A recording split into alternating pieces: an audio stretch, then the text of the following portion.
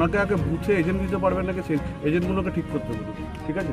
বুধবার খানাকুলের চিংড়াতে ভোট প্রচারে এসে বিজেপি তথা খানাকুলের বিজেপি বিধায়ক সুশান্ত ঘোষকে উদ্দেশ্য করে এভাবেই সুর চড়াতে দেখা গেল খানাকুলের তৃণমূল প্রার্থী পলাশ রায়কে।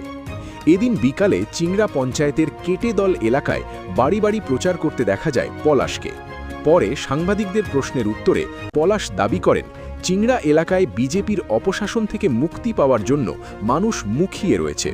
সুশান্ত ঘোষ এবারের নির্বাচনে বুথে এজেন্ট দেওয়ার লোক পাবে কিনা তা তাকে ভাবতে বলুন। এখানে গড় একটাই, মাটি হচ্ছে মমতা বন্দ্যোপাধ্যায়ের মাটি, মা মাটি মানুষের মাটি। কিছু বিশৃঙ্খলভাবে কিছু লোক এসে গিয়েছিল গত 5 বছরে, যেটা সম্পূর্ণ খানাকুলের মানুষ দেখে নিয়েছে, বুঝে নিয়েছে। আজকে আমরা দেখতে পাচ্ছেন চিংড়া গ্রাম পঞ্চায়েতে কেটেদলে আছে, সেখানে মানুষের ঢলই তার প্রমাণ দিচ্ছে। আমি আজ সকালেও বলেছি, ঠিক করবেন খানাকুলের মানুষ, ডেমোক্রেসি গণতন্ত্রের শেষ কথা বলে মানুষ। এই চিংড়া গ্রাম পঞ্চায়েতের মানুষ ঠিক করে দেবে, ঠিক আছে? ওনাকে আগে বুথে এজেন্ট দিতে পারবেন নাকি সেই এজেন্টগুলোকে ঠিক করতে বলুন, ঠিক আছে? তারপর 29 তারিখে দেখা যাবে। বিভিন্ন ধরনের খবরের জন্য লাইক ও সাবস্ক্রাইব করুন বাংলার কথা।